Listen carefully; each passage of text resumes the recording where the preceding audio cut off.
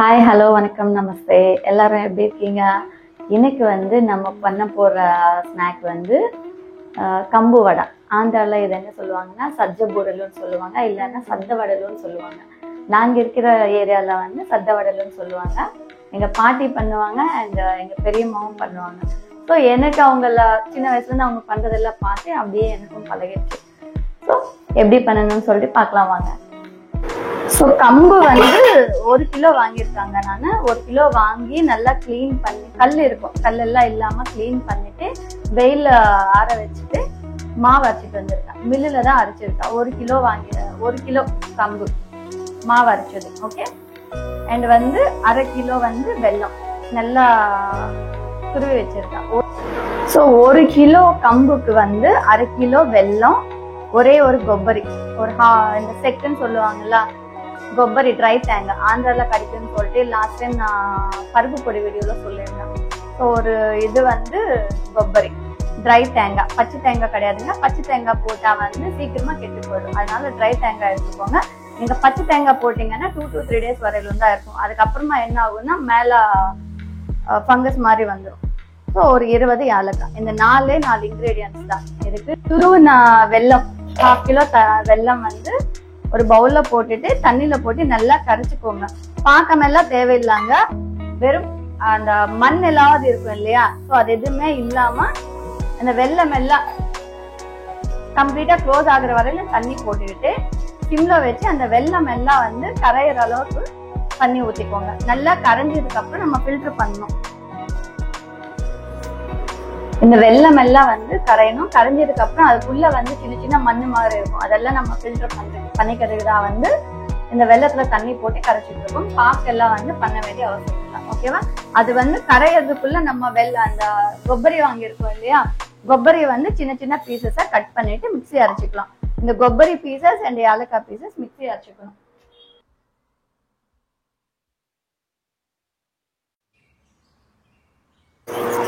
So நல்லா கரைஞ்சிருக்கு, of பண்ணிக்கோங்க.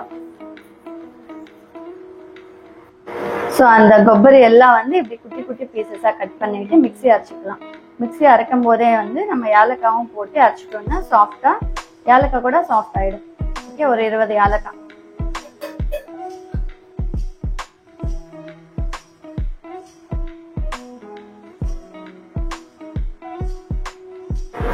So first அந்த கொப்பரியும் ஏலக்காவும் இப்படி நல்லா அரைச்சிட்டு நம்ம மிஷின் அரைச்சிட்டு வந்து இல்லையா மாவு, ஸோ இதெல்லாம் வந்து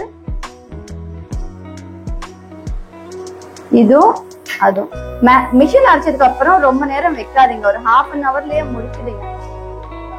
அந்த ஒரு எங்க பாட்டி சொல்லுவாங்க, அரைச்ச உடனே பண்ணணும், இல்லைன்னா அந்த கசப்பான ஒரு டேஸ்ட் வரும் அப்படின்னு சொல்லுவாங்க. கருணைக்குதி அப்படின்னு சொல்லுவாங்க. கருணைக்குதி அப்படின்னா கொஞ்சம் லைட் அந்த கசப்பான அந்த டேஸ்ட் வருமா, ஸோ அதனால மிஷின் அரைச்ச உடனே பண்ண சொல்லுவாங்க. ஸோ அதுக்கப்புறமா இந்த மாதிரி ஃபில்டர் பண்ணிக்கோங்க. கொஞ்சம் சூடாக தான் இருக்கு, ஸோ அதனால வந்து கை வைக்காது. தண்ணி சூடா இருந்துச்சு அப்படின்னா கை வைக்காதீங்க, ஸ்பூன்லயே வந்து மிக்ஸ் பண்ணிக்கலாம்.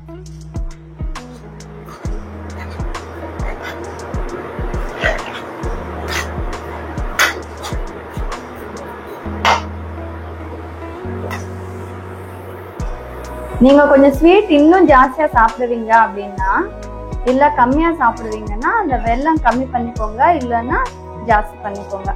அந்த டேஸ்ட் வந்து உங்களுக்கு இப்ப நம்ம மாவெல்லாம் மிக்ஸ் பண்றோம் இல்லையா, ஸோ அந்த டைம்ல ஒரு வாட்டி நீங்க ஸ்வீட் செக் பண்ணிக்கோங்க, உங்களுக்கு ஏற்ற மாதிரி போட்டுக்கிட்டு. ரொம்ப கம்மியா இருந்துச்சு அப்படின்னா எக்ஸ்ட்ரா போட்டுக்கலாம், ரொம்ப ஜாஸ்தியா இருந்துச்சு அப்படின்னா அந்த மாவு இதெல்லாம் எக்ஸ்ட்ரா பண்ணிக்கலாம். இது ஆக்சுவலா கொல்கட்டை மாதிரி பண்ணா கூட நல்லா இருக்கும். அந்த ஹெல்த்துக்காக சாப்பிடணும் அப்படின்னா சேம் ப்ராசஸ், ஆயில டீப் ஃப்ரை பண்ணாம கொல்கட்டை மாதிரி வேக வச்சுக்கோங்க, சூப்பரா இருக்கும்.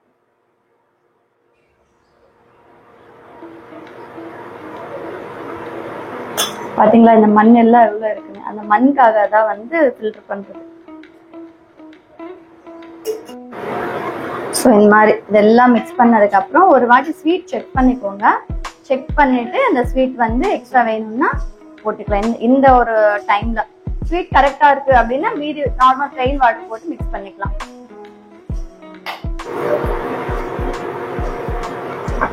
ஸ்வீட் கரெக்டா தாங்க இருக்கு. இந்த டைம்ல ரிமைனிங் பிளெயின் வாட்டர் போட்டுக்கிட்டு சப்பாத்தி மாவு விட கொஞ்சம் டைட்டாவே மிக்ஸ் பண்ணிக்கோங்க.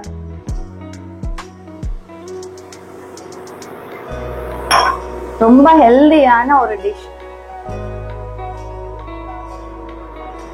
இது எவ்வளவு நாள் ஸ்டாக் ஆகும் ஸ்டோரி இருக்குன்னா, அந்த டைம்ல எல்லாம் எங்க பாட்டி அந்த டைம்ல பண்ணும் போது எல்லாம் வந்து 1 month 2 months கூட இருக்கும். ஓகே, அந்த டைம்ல எல்லாம் நான் சொன்னேன் இல்லையா, அவங்க கம்பு சோளம் இதெல்லாம் வந்து அவங்க இது போடுவாங்க கிராமத்துல.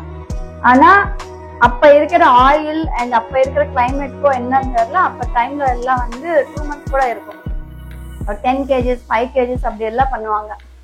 பட் இப்ப ரீசெண்டா நான் வீட்டுல பண்றதெல்லாம் வந்து ஒரு 15 days 2 weeks தான் இருக்குது. 2 weeks இல்லைன்னா 10 days. அதுக்கு மேல அப்படியே வெளியே வச்சிருந்தோம் அப்படின்னா மேல அந்த பூஜுன்னா என்ன சொல்லுவாங்க தெரியுங்களா?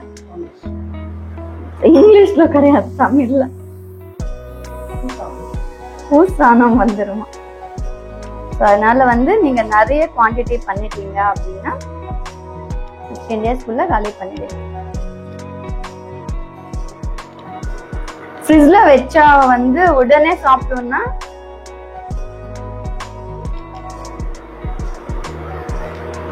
கை வலிக்குது.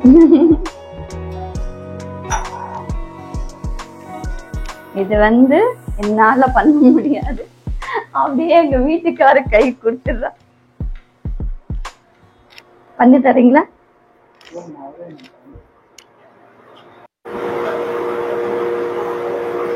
ரொம்ப சாஃப்டா பிசைஞ்சுக்கோங்க, அப்பதான் வந்து நல்லா பஃபியா உப்பும்.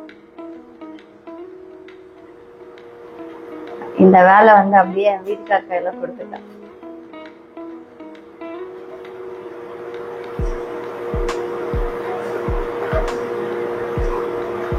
சப்பாத்தி பூரி இதெல்லாம் நம்ம பிசைவோம் இல்லையா, அந்த மாதிரி நல்லா சாஃப்டா மாவு பிசைஞ்சு வச்சுக்கோங்க. ஸோ அதுக்குள்ள நம்ம ஆயில் வந்து ரெடி பண்ணிக்கலாம் டீப் ஃப்ரைக்கு. ஸோ இந்த மாதிரி நல்லா சாஃப்டா பண்ணி வச்சுக்கலாங்க. இப்படியே விடாதீங்க, ஆறிடும். ஸோ இதுல கொஞ்சமா எடுத்துக்கிட்டு அந்த குட்டி குட்டி உருண்டை மாதிரி பண்ணிக்கோங்க. ஸோ இது வந்து மூடி வச்சுக்கோங்க. ஸோ இது வந்து ஒரு நார்மல் கவர் பேப்பர். ஓகே, நீங்க இந்த பிளேஸ்ல வந்து வாழை இலை யூஸ் பண்ணிக்கோங்க, இல்லைன்னா ஒயிட் காட்டன் கிளாத் கூட யூஸ் பண்ணிக்கோங்க. ஸோ அது மேல நம்ம இது வடை மாதிரி கட்டிக்கணும். ஸோ ரொம்ப திக்காவும் வேண்டாம், ரொம்ப தின்னாவும் வேண்டாம். அப்படியே கையில தண்ணி குடிச்சிட்டு தண்ணி வடை ஷேப்ல பண்ணிக்கோங்க.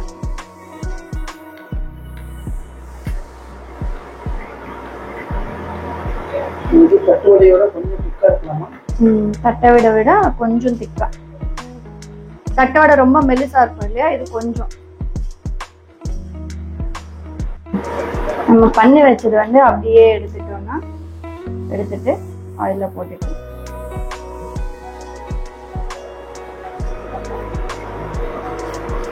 ஸோ அப்படியே வந்து இந்த உருண்டெல்லாம் பண்ணி வச்சிருக்கோம் இல்லையா, 1 by 1 இந்த உருண்டெல்லாம் வந்து ஒன்னொன்னா கையில தண்ணி அப்படியே கட்டி ஆயிட்டே போகும். ஓகே, கொஞ்சம் கொஞ்சமா தண்ணி போட்டுக்கிட்டு உங்களால கையில வந்து அந்த பண்ண முடியல அப்படின்னா வந்து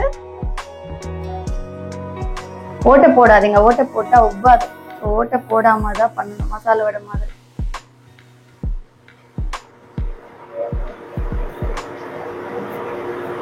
ஒரு 2-3 பேப்பர்ஸ் வச்சு பண்ணிக்கோங்க. நான் இப்போதைக்கு ஒண்ணுதான் வச்சிருக்கேன். கொஞ்சம் 2-3 பண்ண உடனே வந்து ஒரு 4 பேப்பர் வச்சுக்கிட்டு எல்லாம் பண்ணி வச்சுட்டோம் அப்படின்னா அது ஃப்ரை ஆகிறதுக்குள்ள வந்து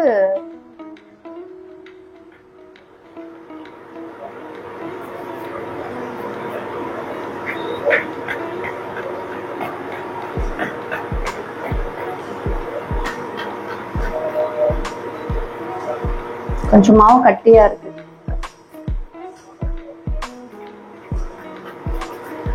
அதனால கை வலிக்கிறது.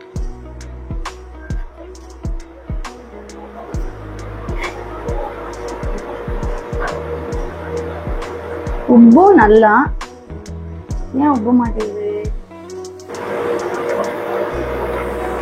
ஸோ கொஞ்சம் திக்கா பண்ணா இப்படி உப்புது, ரொம்ப தட்டு வடை மாதிரி பண்ணா வந்து இப்படி உப்பாம இருக்கும். டிஃபரன்ஸ் பாத்தீங்களா? நல்லா உப்பி இருக்கு இது ரெண்டும்.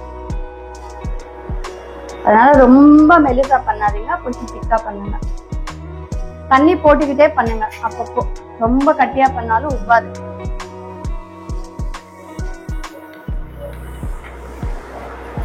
ஸோ மாவு வந்து கட்டியா இருந்தா உப்பாதான்.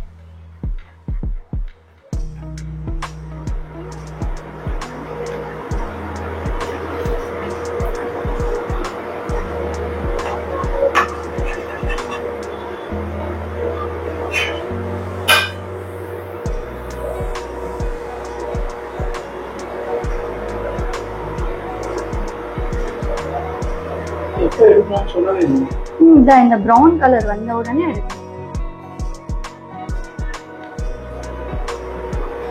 வீடியோல கொஞ்சம் லைட்டா தெரியுதுங்க, அந்த தட்டை வடை நம்ம அதிர்சம் இந்த கலர் எல்லாம் தெரியும் இல்லையா, அந்த மாதிரி கொஞ்சம் பிரவுன் கலர் வந்த உடனே ஆஃப் பண்ணிடுங்க. சாரி, கொஞ்சம் பிரவுன் கலர் வந்த உடனே வந்து எடுத்துடுங்க. ஃப்ரேம் குறைச்சிட்டு மற்றதை பண்ணிடலாம். ஒரு 4 பேப்பர் எடுத்து வச்சுட்டு கடகடனா பண்ணிட்டீங்கன்னா சிங்கிளா பண்ணிக்கலாம். 1 கிலோ வந்து ஈஸியா ஒருத்தர்னால பண்ண முடியும். ஸோ இந்த அளவுக்கு திக்னஸ் தெரியுதா? இது உப்பும் பாருங்க.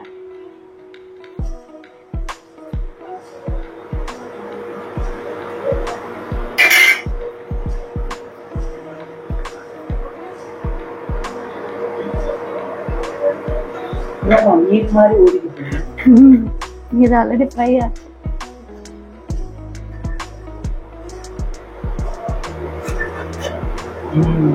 சரிதான் உப்பிச்சு.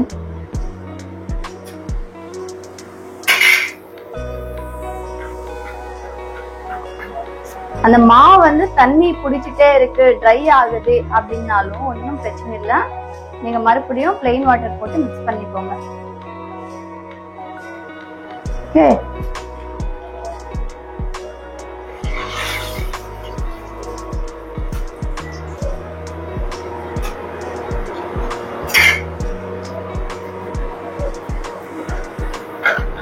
ஸோ நான் மொத்தமா முடிச்சுட்டு உங்களுக்கு ஃபைனலா காமிக்கிறேன்.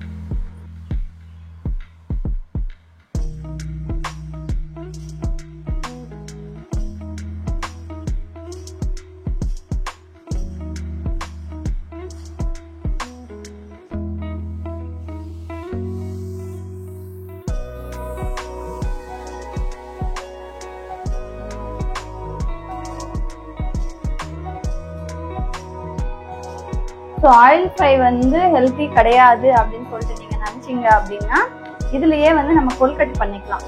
இந்த குட்டி சைஸ் அளவுக்கு பால்ஸ் பண்ணிட்டு கொல்கட்டை பண்ணிக்கலாம். ரவுண்டா வேணும்னா இதே பிடி கொல்கட்டை அப்படின்னா நம்ம இப்படி பண்ணோம் இல்லையா, உருண்டை பண்ணிட்டு இந்த மாதிரி பண்ணி இட்லி குக்கர்ல வேக வச்சுக்கலாம்.